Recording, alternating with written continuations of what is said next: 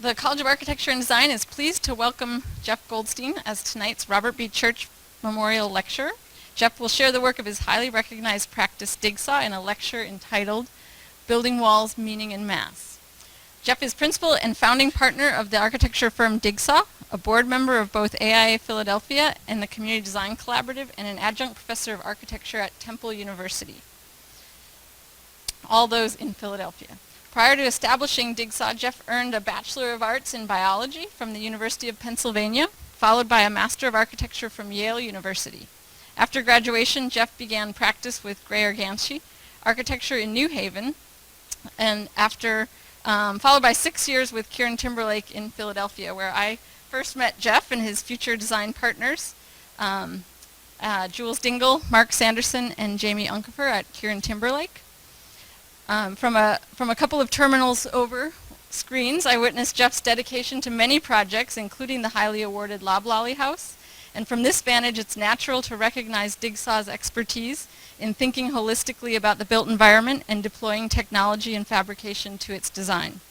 At the same time, in establishing Digsaw, Jeff and his partners set out in part to explore craft and engagement broadly. The practice is highly recognized for doing just that. The Architectural League of New York in 2013 named Digsaw one of its emerging voices, recognizing how the firm, quote, uses craft and low-tech construction to inform today's complex computational and manufacturing systems. The Pennsylvania AIA chapter recognized Digsaw as the 5th recipient of its Firm Award, and this award is given to a firm in which the continuing collaboration among individuals of the firm has been a principal force in consistently producing distinguished architecture for a period of at least 10 years, which seems like the first year you would have been eligible for it. So congratulations. Digsaw's processes have led to numerous national and regional design awards for its diverse portfolio of projects, clients, and budgets that we undoubtedly will hear more about shortly, and you should certainly see on their website that long list. A look behind the curtains, however, of this work has been consistently sought out by our UT students in the School of Architecture's professional practice program. Here are teams that have consistently opted out of the kind of distance interview that's possible and made the 12-hour road trip to Philadelphia just to kind of immerse in their office and in those hours to be rewarded each year with clearly a behind-the-scenes tour of understanding of the spirit of inquiry, the spirit of collaboration, and the sheer joy in which the firm operates. So thank you. Please join me in welcoming Jeff Goldstein.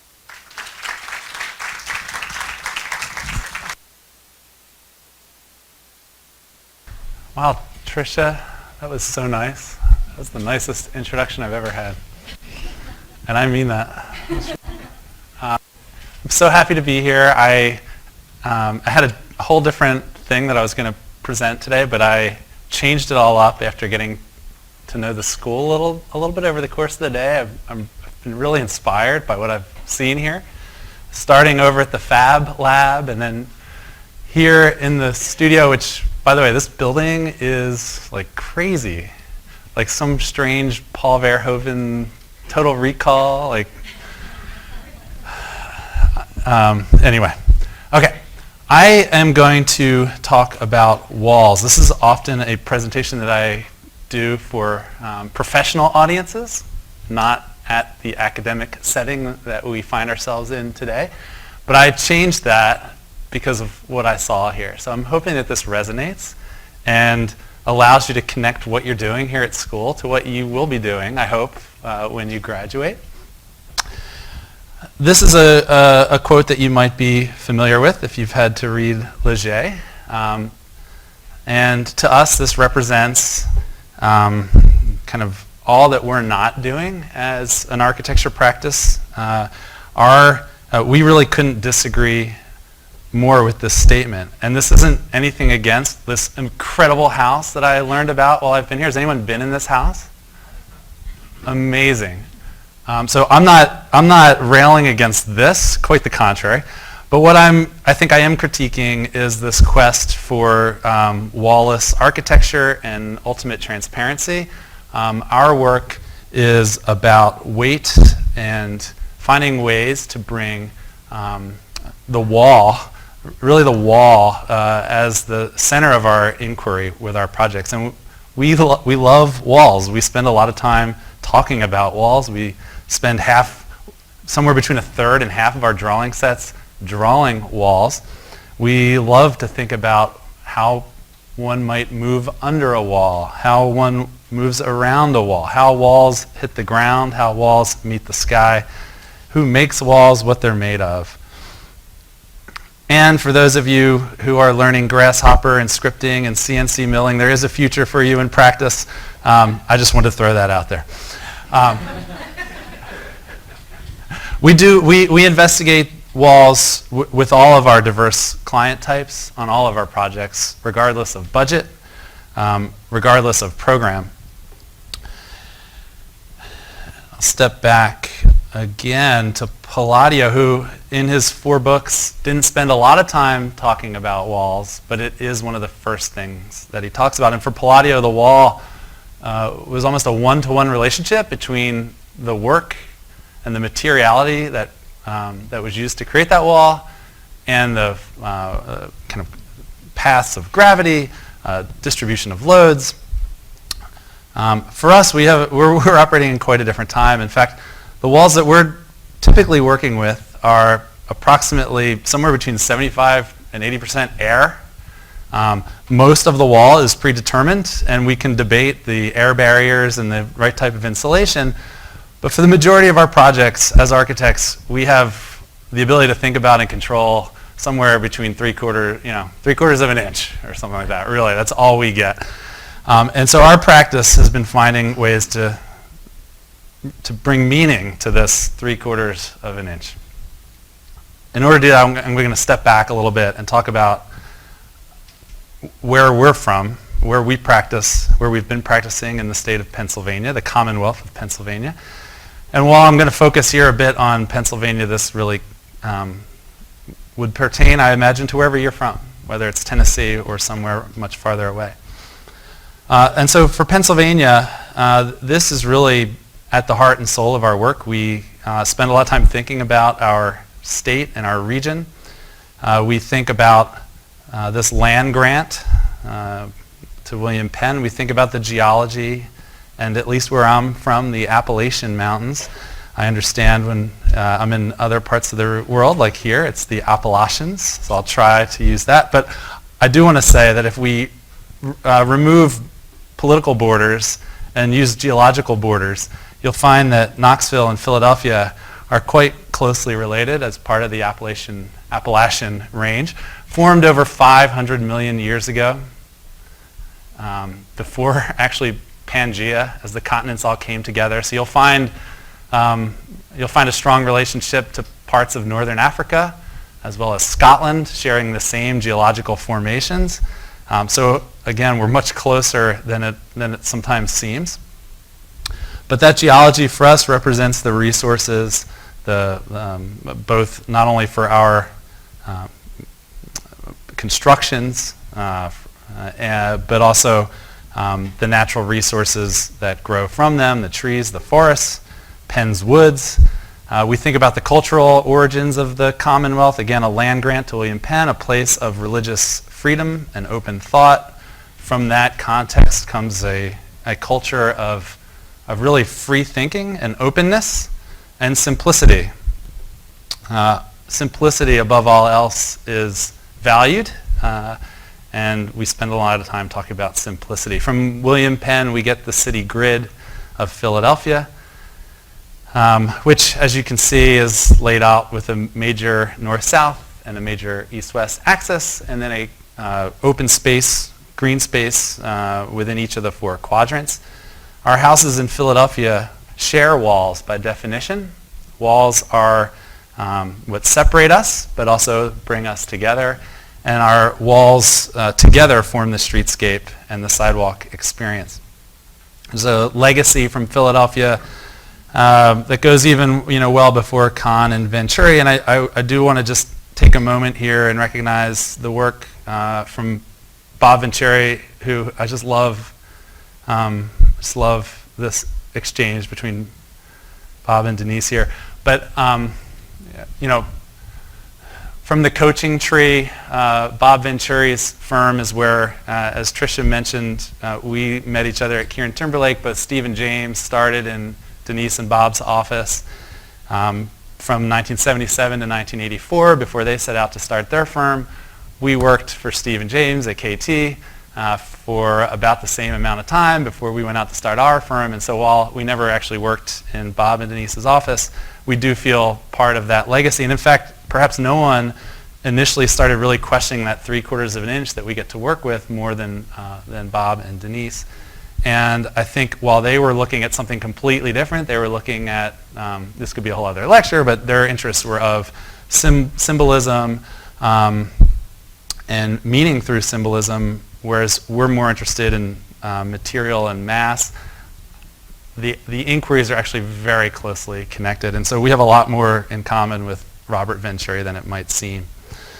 Back into the things here, with the Philadelphia being the workshop of the world, and during the Industrial Revolution here in the United States, at its height, no city in the world was more productive than Philadelphia.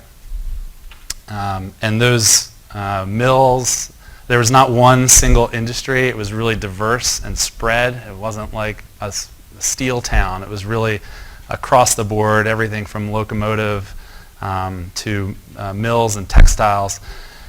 And the legacy of those spaces are used today in the new maker culture that's emerging in Philadelphia that we are honored to be a part of. Our studio is in an old mill that used to make and dye fabrics. We work in an open office. And what you can see and what I saw here today, which is what hit home, is we are committed to model building as a means of collaborating. We work together, and while we deploy high-tech tools like Grasshopper and BIM, we haven't found a better way to engage each other and our clients than with physical models. We work hard with our clients to engage them in the design process. Many of our clients have never been through a design process. Many of our clients have been haven't had the opportunity, and so we see design as a way to empower communities and to kind of build, as my partner Jules likes to say, we build enthusiasm for the design process with those who haven't had a chance to go through it. So all that is what feeds into what I'm going to show you some projects that we're going to focus on some walls that we've done. This is the project that allowed us to leave our paying job and start our own practice. This is the Construction Training and Education Center. This is a headquarters for a nonprofit organization that teaches construction trades to at-risk youth. And they do that through the renovation of houses in the areas in their city of Wilmington, Delaware that have received the least amount of investment in over the last 50 years. When we met the Challenge program, they were learning woodworking tools, again, renovating houses, building boats, building furniture. And really the novel concept for this project was to use it as part of their curriculum, to let these trainees design and build their own headquarters. This idea initially sounded like a large leap from a hammer and a chisel to constructing an entire building, but the executive director and the board quickly saw where this could go and gave this project their full support. So we helped design a building that these trainees, which consisted of 18 to 21, still to this day consists of 18 to 21-year-olds who have spent time in juvenile detention and are looking for a way to get kind of their feet under them again, to participate in the construction of their own headquarters. So they learned everything from tying rebar to erecting a steel frame. We designed a steel frame with no welds in the field, all bolted connection. It's one of the highlights and sources of pride of the structural engineer with whom we worked. It was the first time in his career that he designed a fully bolted building. The program is really simple. It's a training and production shop to teach the woodworking skills and to actually make things, including this restoration of a rail car that they took on, which was built on that same site on the industrial waterfront. The building also includes social support spaces, as the trainees are not only taught construction trades, but are given social support and are offered opportunities to continue and complete their education through a GED. The concept for the wall was inspired by the quilting bee. We realized that we would have a constantly flowing cycle of trainees coming in who would spend 6 months in the program and then graduate. And we knew we had an abundant supply of raw materials, and that is wood, from their demolition projects throughout the city. So the concept became coming up with an idea that trainees could construct their own panels and then, when the time was right, assemble them on the surface of the wall. We built our own mock-up on the sidewalk at half scale and brought it to show them and said, hey, if we can do it, we think you can do it too. And we devised with their executive director a curriculum of how to mill finished boards from raw lumber and how to construct panels, which included a whole host of skills from planing, joining, using a jig, and in this case, eye protection. This is the photograph that I can't show at any of the OSHA conferences that I attend. They were constructing these panels, and when I learned of this, I called the executive director and said, hey, I need you to go out and take some pictures, which he gladly did, and asked the trainee to remove his eyewear so that we could see his face. After constructing these panels, they would get stockpiled. We hung one on a temporary wall to test its weathering. And then as the building allowed, the trainees would work together to hang these panels on the wall.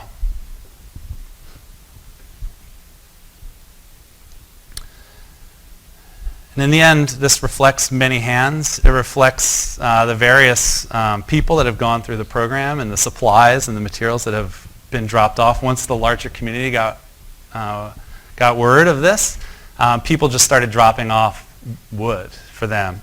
And it became this stockpile in front of the building where contractors throughout the region, if they had demolition waste or they were deconstructing a barn or something, would just drop off giant pieces of timber.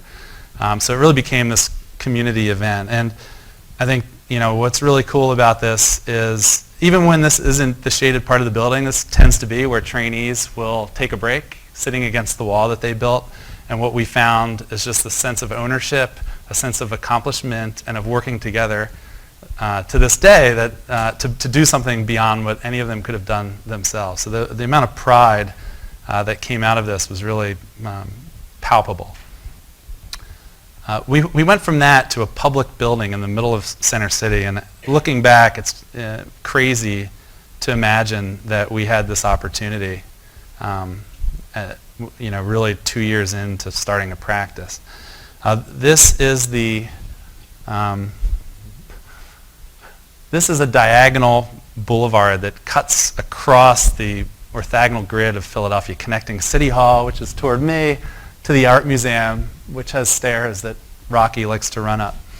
And this was done in the 20s as part of the City Beautiful movement. You can see basically entire sections of the city were destroyed in order to create this grand boulevard, which was meant to evoke kind of the Parisian civic space with museums and other civic buildings along this axis. And today you can see it's anchored at one end by one of those quadrants that I showed in the early plan of Philadelphia. It's surrounded by a museum, the central branch of the public library. You can see Todd and Billy's Barnes Museum kind of in the center of the picture, glowing in the middle.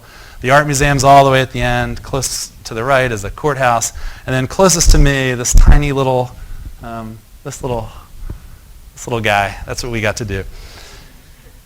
So there you can see the site, and our thinking for this was, the concept was to really pull in elements of Fairmount Park, which is one of the largest, if not the largest, urban parks in the world, it stretches all the way out for miles from the center of Philadelphia. And this is really where it kind of gets the closest to City Hall, to the center of the city.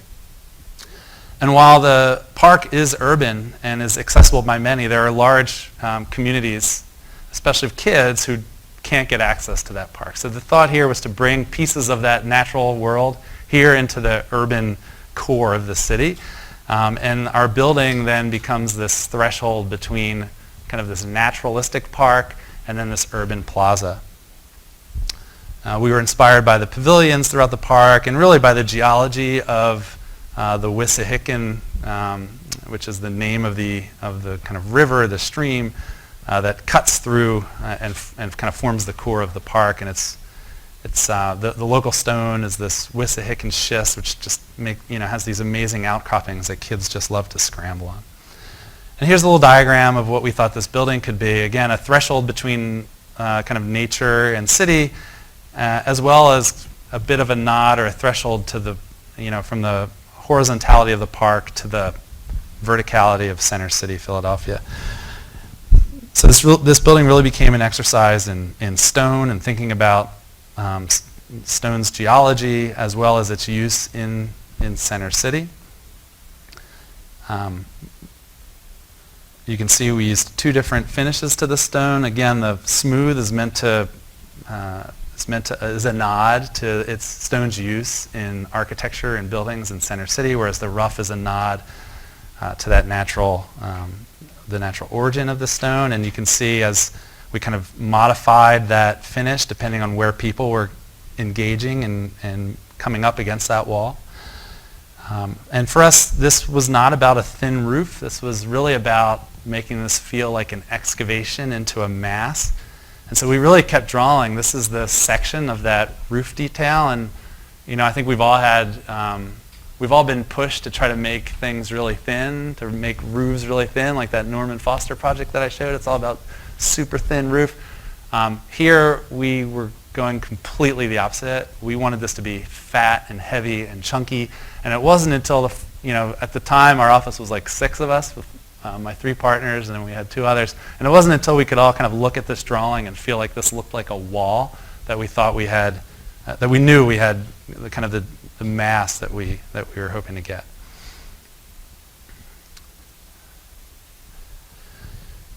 This is a project not too far away from that incredible civic space in downtown Philadelphia. This is in West Philadelphia. This is the People's Emergency Center.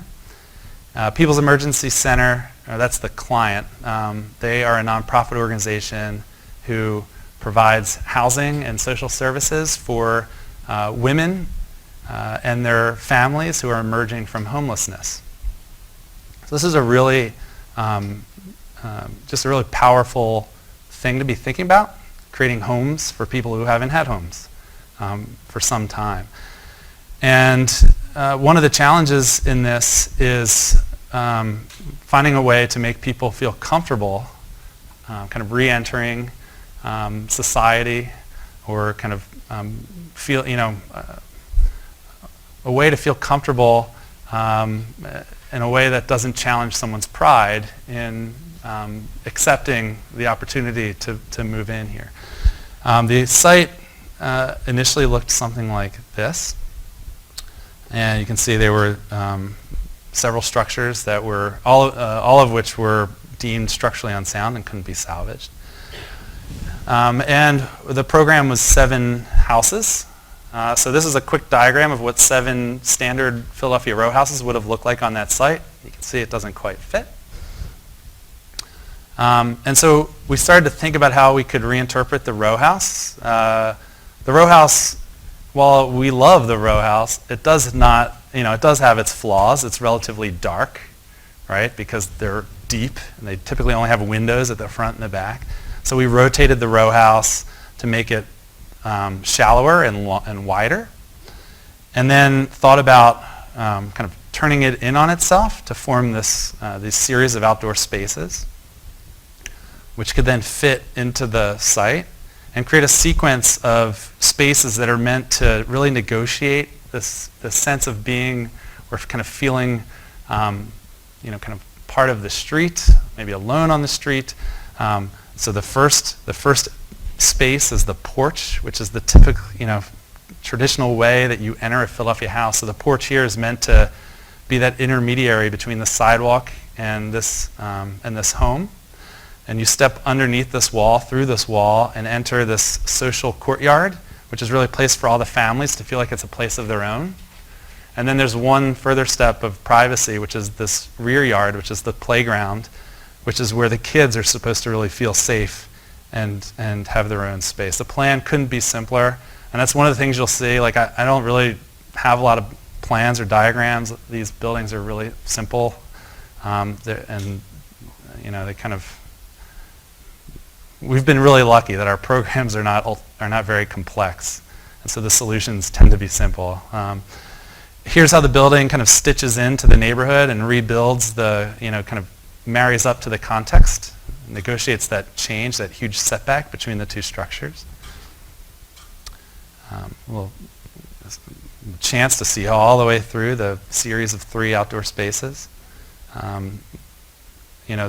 This place underneath this wall, this is where the kids just hang out all the time. It's really cool to see. This is the rain garden, which is the kind of community courtyard. The interiors are really simple, but hopefully empowering and connect strongly to the street on one side and to the courtyard on the other. Color is really meant to be vibrant. That was picked through conversations with residents of other facilities that are part of this program. And so the residents all got real excited about the sense of vibrancy inside this courtyard. And then the kids' playground out in the back. Again, this kind of magical place that often the grown-ups don't even go back there, which is really, that was what we hoped, and that's kind of been true. It's really cool. So the kids really feel like they have their own space.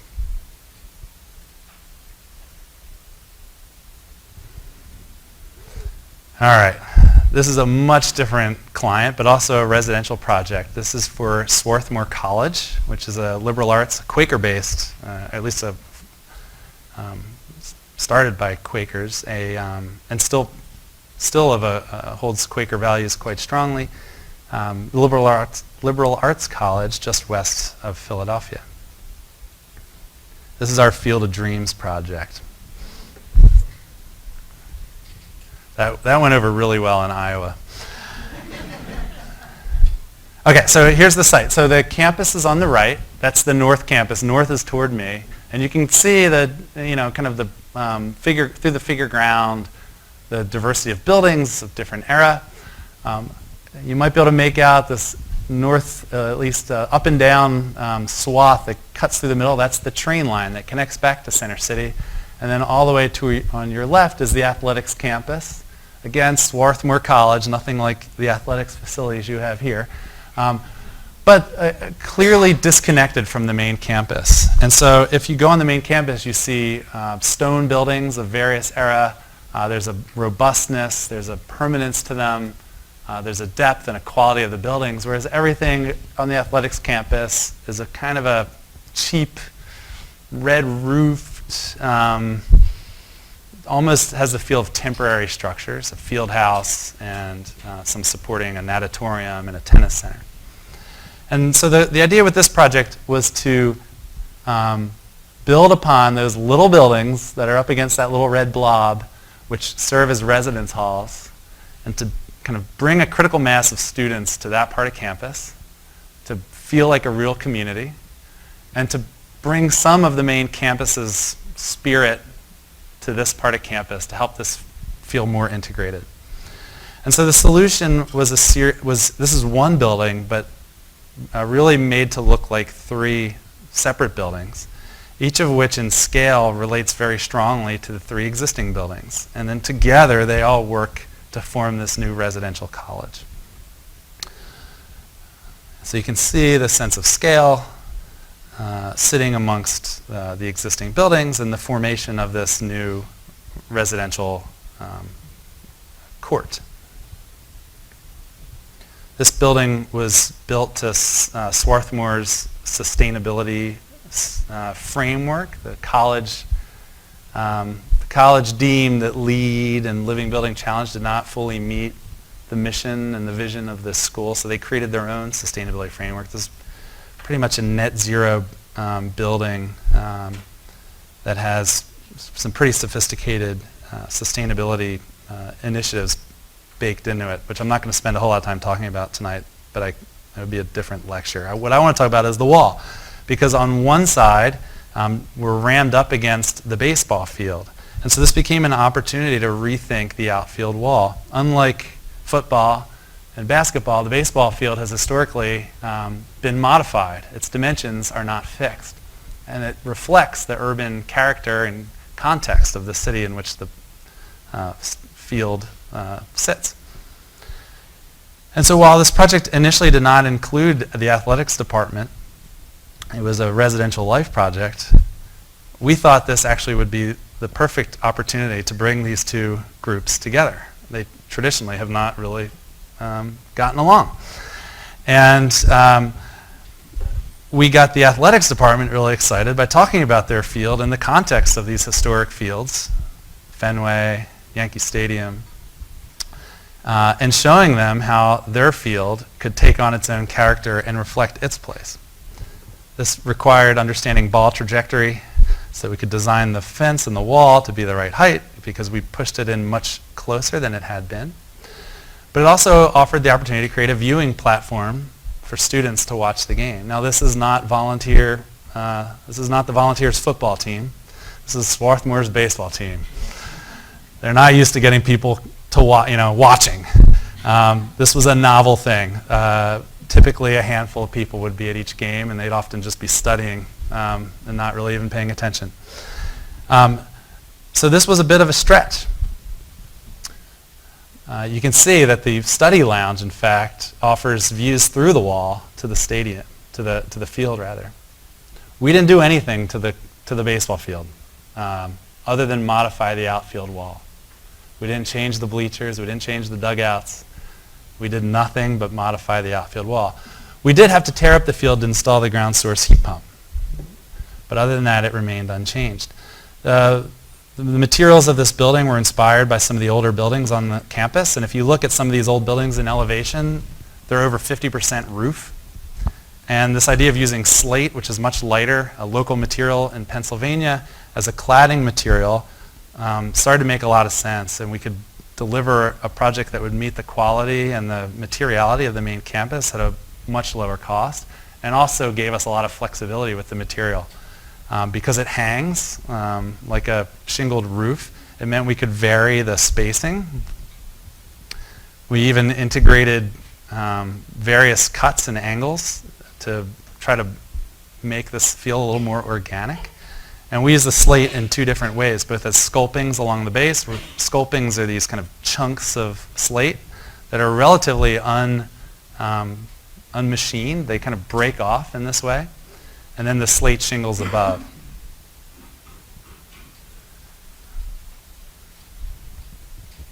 And you can see there are other buildings on campus that are made of shingles. They tend to all be wood.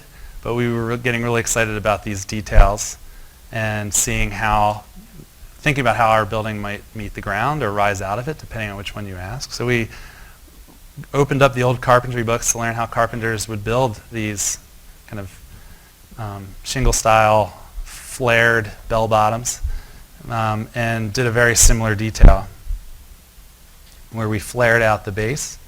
You can kind of see it's a very subtle thing. I don't know that most people recognize it. But it completely changes the way that these buildings hit the ground. If you ask Jules, my partner Jules and I worked on this one together. If you ask Jules, in his mind these buildings kind of slump into the ground, and in my mind they rise out of the ground, which is pretty interesting that we have completely different ideas about what that shape means.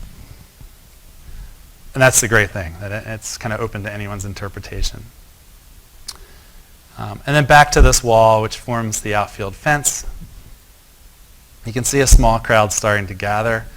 Upon the Swarthmore baseball team in the spring finished its first season in their new stadium, And after having really never even competed for their league championship, they ended up winning their league title and advancing to the final, to the NCAA Division III tournament.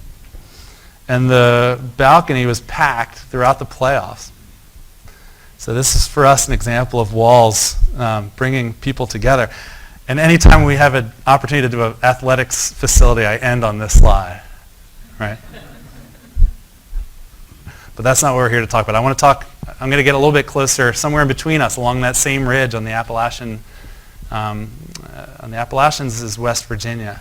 This is a series of projects we did in West Virginia for the Boy Scouts of America. Any Boy Scouts? Yeah. Girl Scouts? Okay. All right, one or two. We entered this project. I'll be blunt here. We entered this project with trepidation for a number of reasons. We tend to work with clients whose values and whose missions we support very strongly.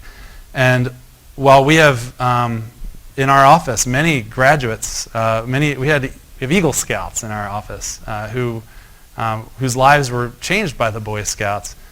There were debates about some of the positions that they were taking, and we saw those positions evolve over time. The other question we had was working on this site. So this site is in West Virginia. It's the site of a strip mine, a former strip mine. This is a type of mining called mountaintop removal mining that it's not really happening in Pennsylvania anymore. But Pennsylvania's mountains have been the reason that Philadelphia was the workshop of the world was because all the mountains in Pennsylvania were being completely mined for coal and for the resources for steel. West Virginia you can go there and actively see ongoing mining operations in a way that it's harder to see in Pennsylvania today. So this was a freshly mined site that was bought by the Boy Scouts to convert into a campground for their jamboree. If you don't know what the jamboree is, which I did not know what the jamboree is, this is an event every 4 years in which every Boy Scout in the country is invited to come and spend, I think it's 10 days. Has anyone been to the jamboree? Yeah, is it 10 days? Yeah. Something like that? So 40,000 campers. The reason this site was picked was because of its geographical proximity to the majority of the population in the United States. Like the majority, it was deemed that some huge percentage could drive to the site within a day in West Virginia. So this site, which for all but a week, 2 weeks every 4 years, is pretty quiet, and then chaos erupts. Walking around the site, you could still feel the decimation of the mountaintops. Essentially, mountaintops are cut off to expose coal seams. All the overburden is dumped into the valleys, leaving this kind of flatness. And the native plants can't grow. So it just feels like a complete wasteland. It feels artificially flat and bare. Here was the plan. This was all done before we got invited to work on this project. The plan included regrading. They worked with a landscape architect, also out of Philadelphia, just coincidentally, called Andrew Pogon, who specializes in ecological restoration. So they regraded the site to allow for these campgrounds. You see, each of the camps has a different color. Each one hosts, upwards of 8,000 campers, rather. And so we did a series of projects for the Boy Scouts. The first were camper-based projects, the headquarters for the camp. You can see at the top, again, a pretty simple plan. It's an administrative building with 2 classrooms, as well as a storage shed, and then a pavilion, which circle around. Hard to see, but those 3 circles in the middle of that plaza, they're the flagpoles.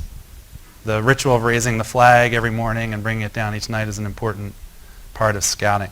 So these buildings were meant to be kind of sitting somewhat lightly, but here what we thought we could do with the wall was to kind of pull it apart and break down the hierarchy of the wall in a way to try to challenge Scouts to think a little bit differently. I think the experience of the Boy Scouts is one of some order and discipline, which is important, we thought this could be a bit of a juxtaposition to that and maybe cause someone to think a little bit differently and rethink maybe beyond what makes up a wall. So here the wall material, the cladding changes. It becomes gates and apertures.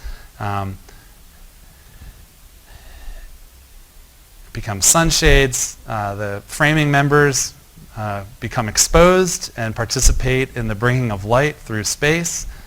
In some cases, all of the interior, we just used plywood throughout the interiors to really reinforce this idea of the wall kind of being deconstructed.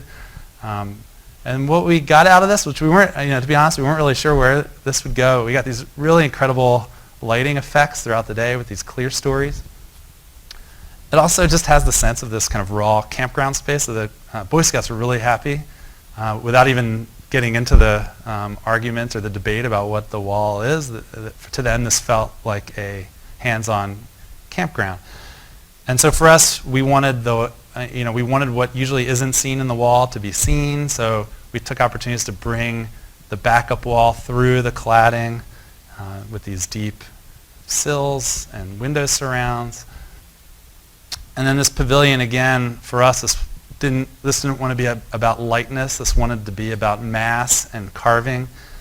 So this pavilion is this functional pavilion where the Boy Scouts can gather, and you can see the kind of steps that become bleachers so that they can receive instructions in the morning, pack up and pack out their gear, and just hang out in the shade in an otherwise barren landscape. The other projects we did there are located high above that new valley where the camp facility is, and this is a place that's meant for the donors, for people who are coming and want to see what's going on, for people who the Boy Scouts are bringing and want to ask for money, or for VIPs. There are a lot of well-known people that owe their success toward what they learned while scouting, and they wanted a place to bring them so that they could connect with the new generation, somehow from high above, looking down. So this is that valley that was turned into the campground. For this project, we were really inspired by the local mining structures that we saw as we drove around, and we found areas where we could see exposed coal seams, and gave us a sense of what the site might have looked like before these things were pulled apart and scraped clear to expose those resources. I think for us, this project, we wanted to challenge, we wanted to blur the line between what a building was. We didn't want this to meet anyone's expectations about what it would mean to come up to a fancy pants donor's lounge and look down upon your kingdom. We wanted to take inspiration from the land and from those structures.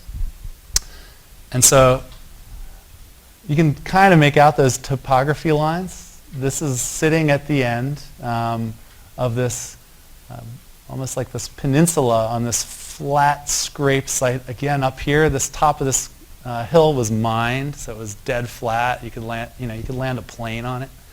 But it offers this outlook on this, this kind of outcropping. And you can see in the plan here at the top, there's this like kite-shaped thing. That was an existing observation deck that we pulled apart and reconstructed that had been done as a previous project.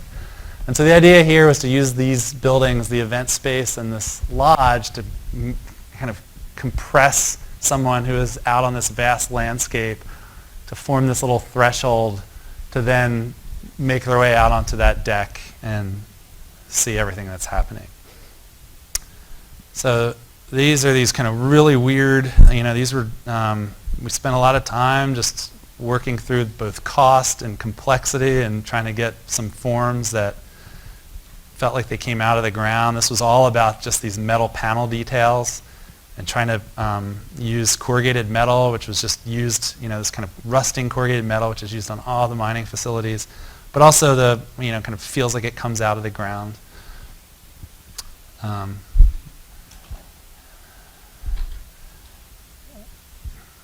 And again, they are bringing really important donors here, so we couldn't fully subvert them. We had to make it feel somewhat hospitable, and so it's very simple, simple cabin up on the mountaintop with this operable door that can close this place down when it's not in use. The event space, again, is really simple.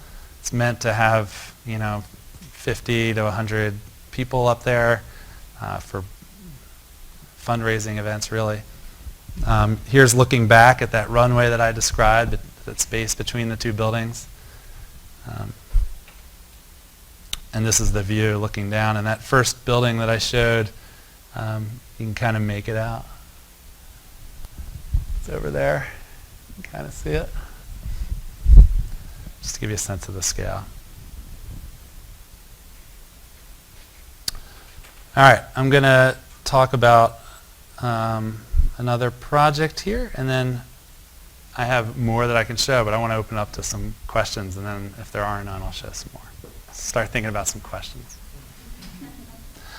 Okay, this is a project in Arkansas. We were really, most of our work is real, for real people, for real clients, and real sites. Every year or two, we try to do a competition for fun, to kind of challenge ourselves, to allow us to think about things in a different way, to kind of lift the constraints of reality. We tend to only participate in competitions in which we're invited, and not open competitions, or competitions that will result in something actually happening. So our competitions tend to be smaller. They tend to be more local. Every once in a while we get a chance to do something farther away from home, and this was the case this past year when we were invited to participate in a project in Bentonville, Arkansas.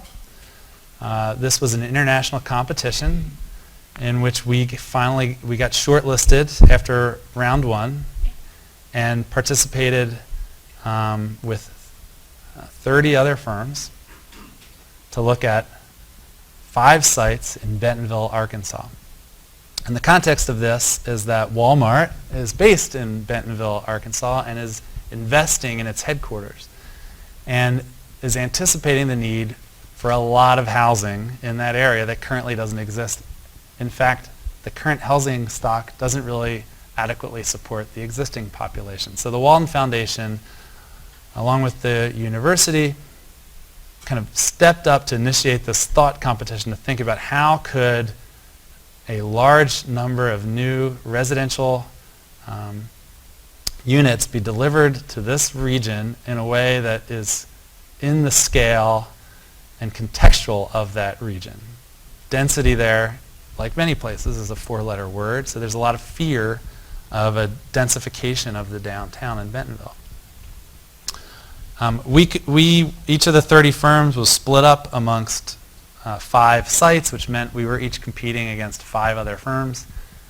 And at least at the time, they said that if the winning firms would get a chance to actually realize these projects. We didn't quite believe that, but we were kind of looking for an opportunity to think about some of the work that we were doing. So we thought this was a good opportunity, and we went after it. So in our office, we've been doing a lot, and I haven't shown any of these, but I would say in the last 2 years, this method of construction has become more and more common on the projects that we're working on. This is a podium building. I was just in Des Moines, Iowa, and a colleague there described this building type as a virus. You know it. It looks something like this. They're all over the country. They're all over Philadelphia. I'm sure I could have found a great one in Knoxville. This one's in Denver. They're everywhere. So the reason these are everywhere is because they're very cost effective, and the code allows it. That last drawing that I showed is the section of the code that says essentially we can treat these like 2 different buildings. We can build a low building, 1 or 2 stories. We can make that out of steel or concrete.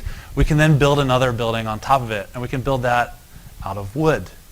Wood, you can build anything from 4, some people are even building 6 stories now out of just wood framing.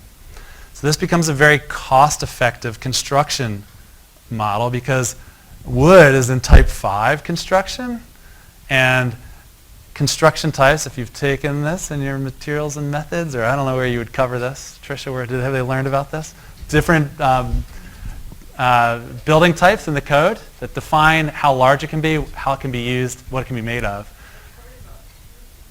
Oh, perfect. So this is good. Like, this is really cheap. This is what every developer wants, cheap. The challenge with it is you can only build a certain height.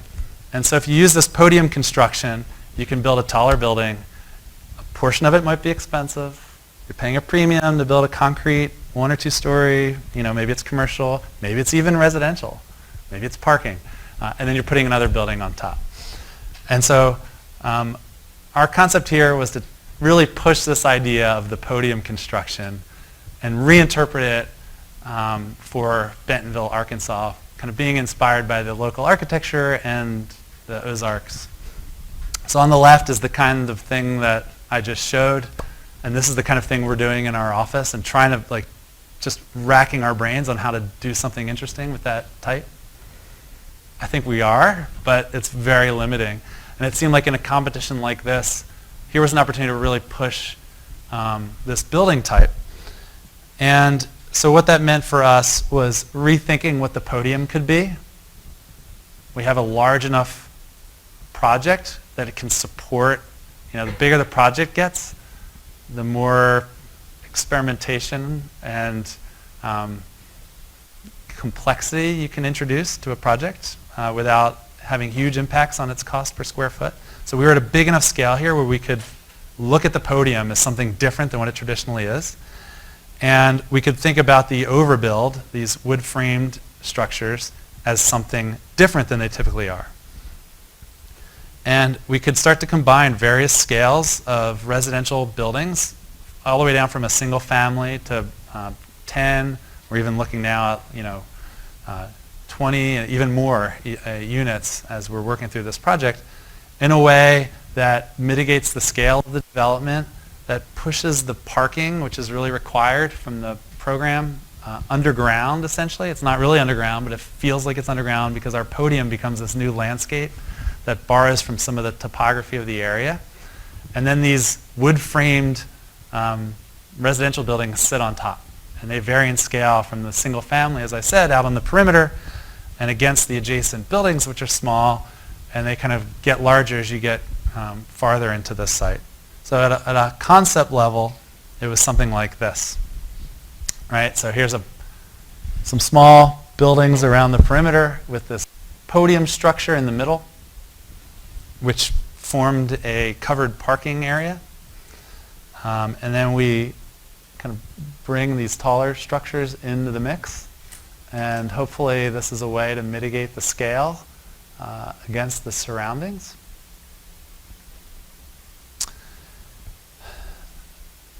This entry was selected.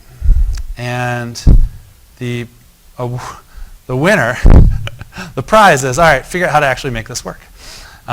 So that's what we've been doing. And the site has gotten even bigger.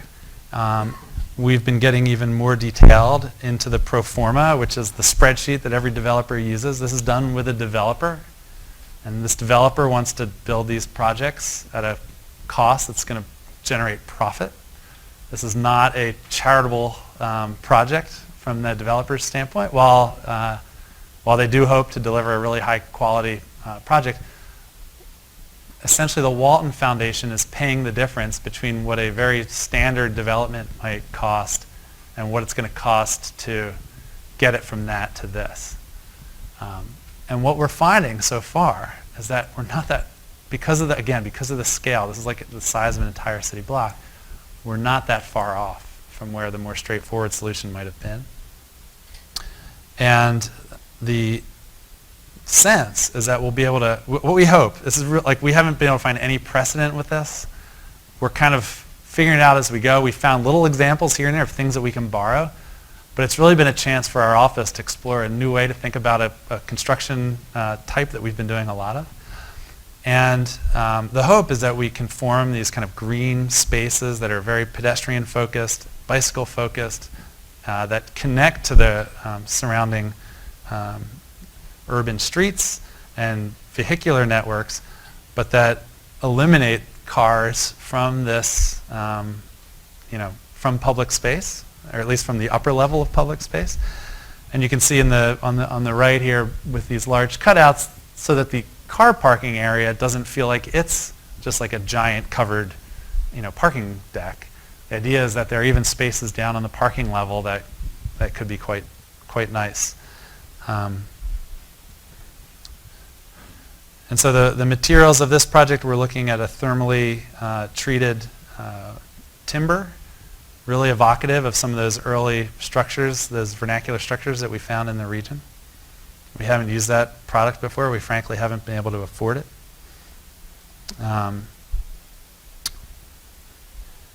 And the project is running at full speed, and they're hoping to start construction next summer. All right, I have more, but I want to stop here and open it up to questions.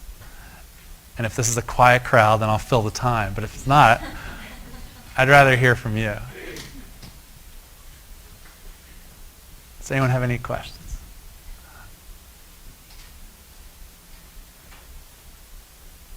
Yeah. Nice to see the work. Interesting range of projects. Yeah. Thanks for putting it together. I was just wondering about, that last little bit of the narrative you were talking about making the jump between something that has very little design to something that has a substantial level of design built into it that actually costs like a narrow threshold more. And that's often difficult for a developer or for anyone frankly in the project to imagine that that's the case, or to imagine that the value added Yeah. as a result is a good thing to pay for. And it makes me think back to the baseball stadium, where the baseball team is not even architecture for the baseball team. They get I would pose it as like they would won the baseball team championship. The architect, they get new architecture, they win the championship. Right. Well, that suggestion has been made before. But I wonder, that's the scale that you practice and the scenarios that you find yourself in. Like, can you make the case for like the added value of good design to people who don't think about design? Well, I think yes, sometimes during the design process, that's what we really try to do. We find that we've had some success in being able to communicate that and get our clients to understand why this approach might, we try to put it in the context of their visions and their missions, and if we can find a way to demonstrate that this is going to advance what they're doing, we've had success in getting them to buy in early. It hasn't always been the case. Sometimes it's not until a project's done that they get it. And I think the People's Emergency Center, for example, there were some people at that organization who from day one understood what this could do, and there were others who didn't get it until the day it opened. And when we were staying there, they said, I get it. That's why they fought over spending extra money for a soffit that, could have been taken out, but when they actually saw it, they got it. So we tend to get hired by people who have seen evidence of something that we've done in the past, and they feel like it can somehow translate to what they're doing. So I think, again, we've had success at doing that in the design phase. This project is one where we weren't sure. We believed that we could do it. When we did this competition, and I talked to some of our colleagues who also entered this competition, who treated it much more economically, who took this as the way to win this competition is to demonstrate that it can be done at this cost. And that's not what we did. We had all the cost data, and we showed how we thought would cost more than the lowest cost, but we didn't think it would be substantially more. I wasn't, we were kind of looking at each other like we didn't know if this was right or not. Like we weren't sure. And so the first thing that happened after we won is they did a cost estimate of the project, and we were all shocked that it wasn't higher. Yeah, I don't know that I answered your question though. I think we've built with clients who have never done and will never do another building, and we've worked with clients who are in the business of doing buildings, and I think what we found is that sometimes they get it and sometimes they don't, and we work really hard to try to get them to get it. Really what we found, and it was really cool to meet some of the students here today who are actually working with communities and working with people, because it's not something I learned in architecture school, I only learned to do it in a very modest way. But we work relentlessly to include our clients and the communities in which we're working, because we feel what we've seen firsthand is that if we can generate that enthusiasm and offer a sense of inclusion, the projects are supported and taken care of and appreciated in ways that otherwise they probably wouldn't be. So we actually work really hard, like as hard on the engagement part with our clients and communities than we do on the design part of the physical forms and materials that we're talking about. Yes? Can you talk about your design process in the office a little bit? Sure. In two ways, really. I mean, you have four partners, so I'm curious how the interaction happens with so many voices and Yeah. level. But then also, I think that in the projects you show, there's a degree of formal complexity that I think we see in some of these projects, but then also the materiality of the projects. And I'm wondering what's driving what? If the form is driving a material selection, or does that get inverted from time to time? Two good questions. The first one's the easy one. I think it's easy. So we started with 4 partners.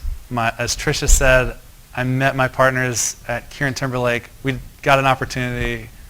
One day we were all in an office there working together, and then the next day we were in Jules's house sitting in his foyer. Okay, here we are. And what we saw at KT was a bit of a separation of the 2 partners. They didn't often work together, at least in front of us. We didn't think that was great. I don't have the confidence to do this alone, personally. I love having other people to go back and forth with, honestly. And so the model that we established early on was that 2 of us pair up on a project. One of us is kind of the design principal, and the other one is, depending on how complex the project is or how big it is or who the client is, might be very involved, might be going out to meetings and has a bit of an inside perspective, or in another version, depending on the project, might be more of an objective, like working on the project in the office in collaboration. But the design lead is the one who's really handling the client management or working with the team in the office. Again, the projects vary widely in their scale. So some projects have 1 or 2 people working on it. Some of them have 6 or 7 people working on it. But what we found is that this, having the 2 of us, sometimes we agree. We don't always agree.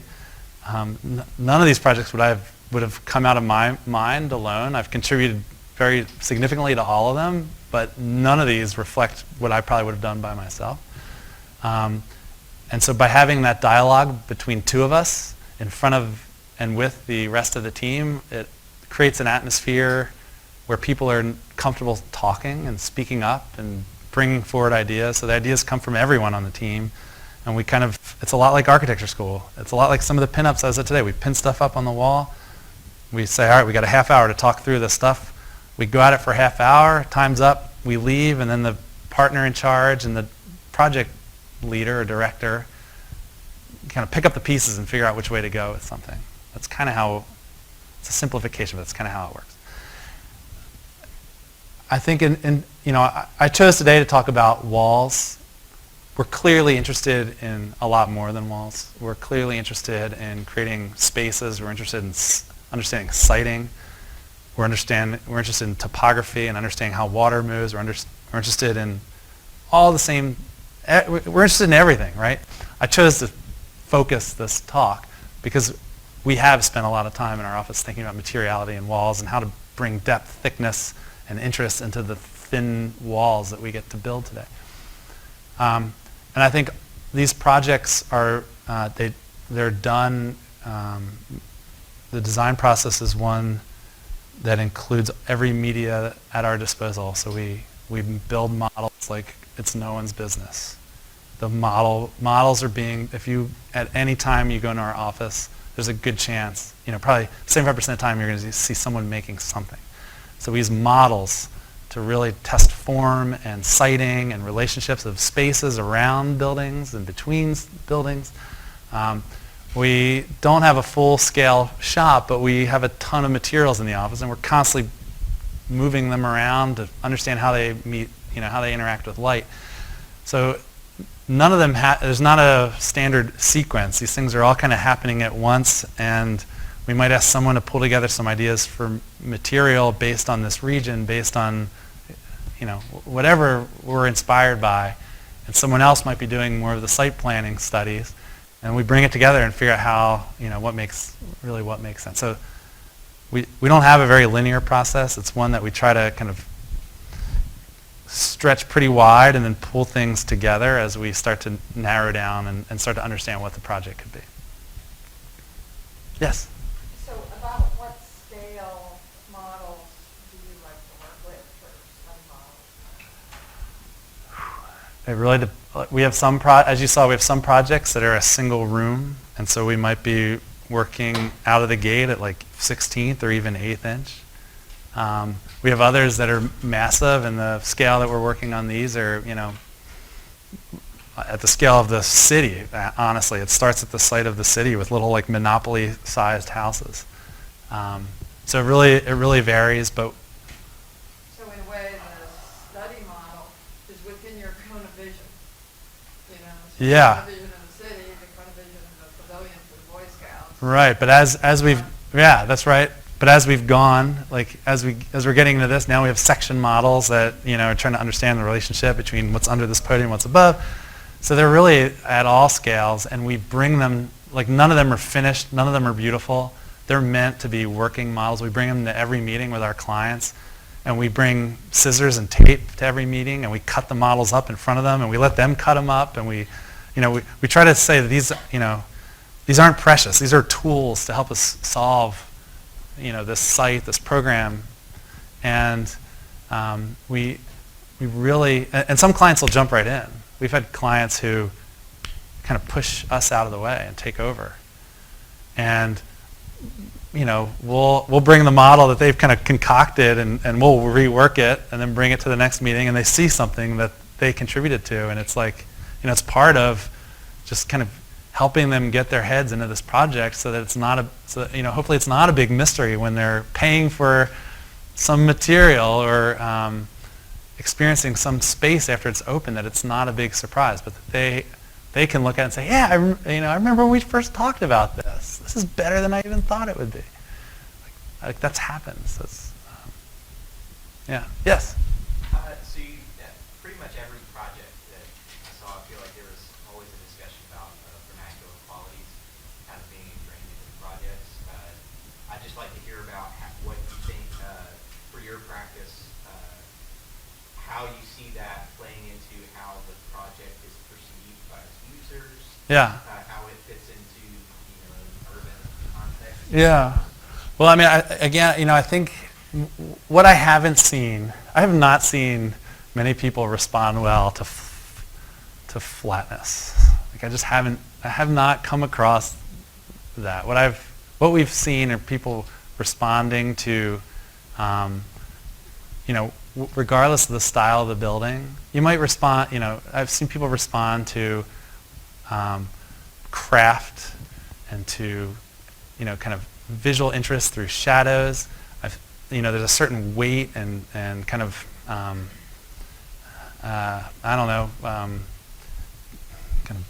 durability or heft that I think people connect very strongly to. And so while our buildings and architecture tend to be more modern and not share the historical forms and elements of maybe more traditional architecture, what we have seen is the same people that respond well to those historic structures, while they may not think they like more modern architecture, they respond really well and can relate to it and can understand how this new building at Swarthmore College, which is way different than the original bell tower, actually are related to each other in a way that many of their new buildings, they're actually, it's harder to understand that relationship. And so I think it's that's really what drives us to try to exaggerate the depths of our walls, to try to construct the kind of visual interests and shadows that we see in more traditional buildings. And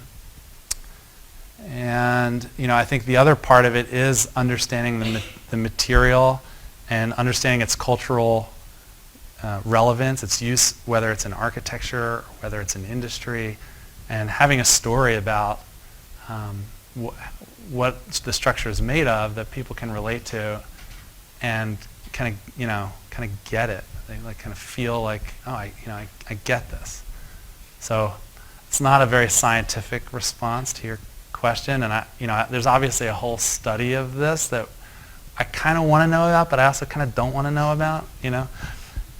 It's like that, and we've been reading about it. We've been tiptoeing into it so that I could speak from a more scientific standpoint, but none of us yet is ready to do that.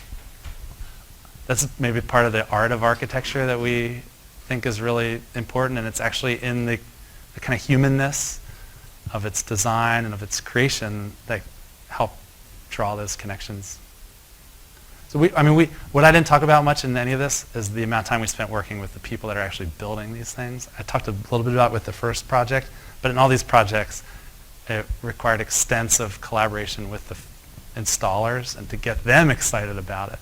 So that the roofer who's used to working on a roof is now building this wall with this crazy slate pattern and doesn't think of it as this giant chore, but rather thinks of it as this opportunity. And you should see the stuff they did. They got so excited about that they took all their offcuts. They took all their offcuts and created like these Andy Goldsworthy inspired sculptures in between the building and the outfield wall. They're just phenomenal. Like we showed up and there's like all these piles and these like perfectly, these kind of topographical piles of slate. And I was like, what is that? And they're like, the roofers did it. And the vice president of facilities at Swarthmore was like, do you think kids are going to pick them up and throw them? And I was like, you would know that better than I would. Anything else? Well, how about you? Yeah. First of all, really enjoyed the lecture. Really appreciate it. I was most interested in the construction training and education center project. Yeah. Really resonating to me. That it seems to engage an underserved community. Yes. And on the topic of walls, it wasn't, in my opinion, the wall that actually was the most poignant thing about it. It was actually the construction of the wall. So what I'm most curious about is how that changed the way you think about how you're serving these communities when you're designing. Yeah. How that affected your design process and how that perhaps served as precedent for future projects. Yeah, that's great. Well, you read into that everything that we think that project is. That's our first project. That has informed everything that we've done since. That set our trajectory. We got so lucky. You couldn't design a better first client and a better first project. And everything that you mentioned in your assessment of the project is completely true. That's the project that helped us understand that, really in a hands-on way, that our efforts as architects is so much deeper than just the stuff that we design that gets built, but it's really thinking about how we can engage communities, how we can use these projects to build lifelong skills and empower people to have some control in parts of their world that they might not have had control of before. The relationship with that organization continues to this day. They've been a collaborator of ours who we've designed specific parts of our projects to give them opportunities to execute sometimes walls, sometimes floors, sometimes ceilings. And each case, it's been an opportunity to, in some cases, bring a group of 19-year-olds outside of Wilmington up to Philadelphia to do a project, and none of them had ever left Wilmington before. And we've been using this as a way to try to engage our more local community in Philadelphia, but it's been very difficult with union resistance, or at least union control over the installation of materials on jobs. And a project that I didn't show today, but in kind of our, kind of fast forwarding 10, 11 years from that first project, we're doing this project for two nonprofits in Fairmount Park in Philadelphia, full union labor. And we were really tight on budget, but we had this really cool idea for this wall panel system. And we knew the challenge program could do it because they did it on their own building. And this was like pushing that to the next level. We initially designed it to be part of the building, and the contractor came back with such a crazy price it didn't make any sense. And we said, we have a group that can do this, and it'll give them a chance to, to learn skills, and maybe they'll see what it's like to be on a real job site, and they could take that opportunity to make connections that might help them and as they seek employment after they graduate from the program. And for the first time, at least that we're aware of, the Philadelphia Union said, the union carpenters agreed to stand down. They constructed the backup wall, and then they pulled themselves off of the site. They wouldn't stay on the site while this happens. I don't know what the politics of this are, but they extracted themselves from the site so that the challenge program could come in and do the hanging of the wall panels, which is the first time that the union in Philadelphia has done anything like that. So we hope that that's the beginnings of what you're describing could be a much more robust way to use these projects, both to get a higher quality project for the owner, but also to provide training opportunities for community members who otherwise can't get that. I could give a whole lecture just on that project. Yeah, great. Well, thank you so much.